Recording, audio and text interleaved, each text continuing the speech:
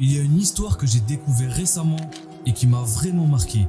C'est l'histoire de Ali, radiallahu anhu, le cousin de notre prophète, sallallahu alayhi wa sallam. C'était aussi le 4e calife de l'islam. Un jour, en pleine bataille, il avait réussi à attaquer un ennemi.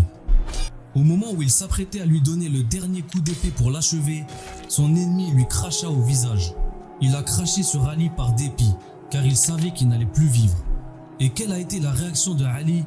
Il laissa tomber son épée et cessa de se battre. Et donc l'homme, surpris, a demandé à Ali « Pourquoi m'as-tu épargné ?» Ali lui répondit « Je voulais te tuer pour la cause d'Allah. Mais lorsque tu m'as craché au visage, j'allais te tuer par vengeance pour moi-même. Je suis un serviteur d'Allah et non pas un serviteur de mon corps. Voilà pourquoi je t'ai pardonné. » Suite à ces paroles pleines de sagesse, l'homme s'est converti à l'islam. Pour Ali, cousin du prophète sallallahu alayhi wa sallam, se venger par haine ou tristesse, c'est obéir à son corps. Et obéir à son corps, c'est associer autre chose à Allah. Et ce n'est pas ce que l'on doit faire en tant que croyant.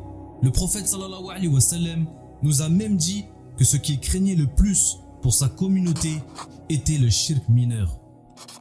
Plus que l'arrivée du dégel et de la fitna qu'il causera parmi nous. Il a donné comme exemple le fait d'embellir sa prière parce qu'on sait que les gens nous regardent. Ces personnes qui se trompent d'intention, qui ne le font pas pour Allah avant de le faire pour eux-mêmes.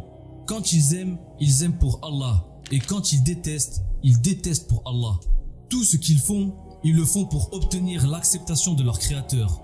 Et on doit adorer Allah sans lui donner d'associé. C'est la seule raison de notre vie dans cette dunya. Et donc la meilleure réponse qu'on se doit de donner à tous ceux qui nous agressent, même si c'est plus facile à dire qu'à faire, c'est un sourire accompagné d'un salam. On doit travailler sur nous-mêmes pour réagir de cette façon. Car lorsque vous agirez comme tel, les gens se sentiront affaiblis. Et cela peut les transformer et ainsi vous deviendrez amis. Et gardez toujours en tête que grâce à votre réaction, il peut même décider de suivre votre voie. Le prophète sallallahu alayhi wa sallam nous a même dit que lorsqu'on facilite la conversion d'un homme à l'islam, c'est comme lui donner la vie, car c'est la foi en Allah qui nous fait vivre. Et Allah reste toujours le plus savant. Encore une fois, j'espère vous avoir été utile.